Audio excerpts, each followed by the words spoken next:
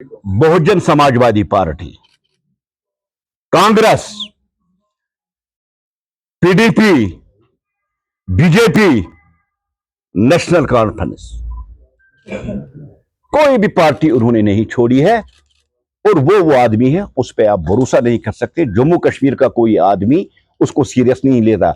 अगर हुर्रियत दफन ना हो चुकी होती तो वो अपने मकसद के लिए शायद हुर्रियत भी ज्वाइन कर देता।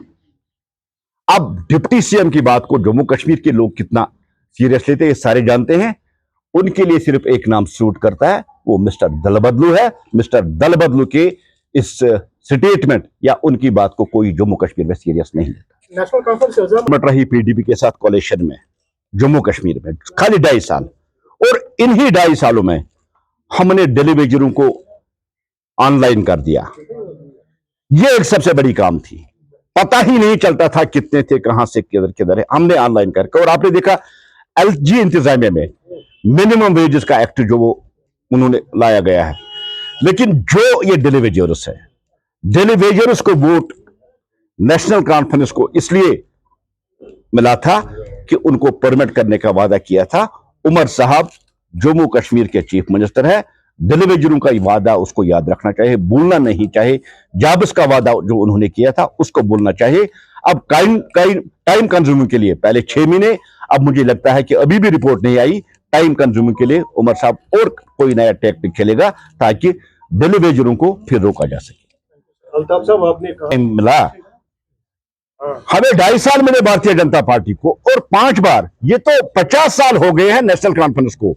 उसके बगैर कभी कांग्रेस के साथ कोalition रही, कभी किसी दूसरी पार्टी के साथ कोalition रही। इसलिए मैंने वर्ड यूज किया, ये झूठी पार्टी है। झूठ बोलना इनकी फितरत में है, धोखा देना इनकी फितरत है। मैंने गिनाया भी आपको, अपने कोalition पार्टनर को इन्होंने धोखा दे दिया।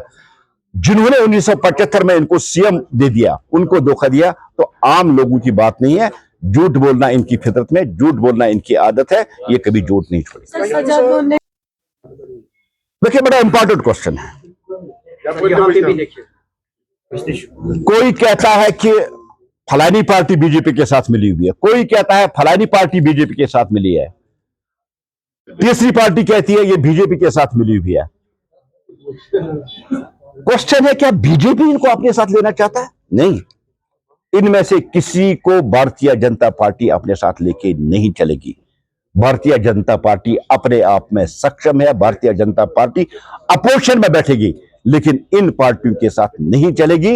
एक दूसरे पे इल्जाम लगाना इन पार्टियों का, मुझे लगता है जिस तरह से एक पार्टी दूसरी पार्टी और तीसरी पार्टी और चौथी पार्टी एक दूसरे पे इल्जाम लगा रही, इससे आप देखिए भारतीय जनता पार्टी कितनी पॉपुलर है, कितनी फेमस है। हर कोई अपने आप को भारतीय जनता पार्टी के साथ टैग करना चाहता है।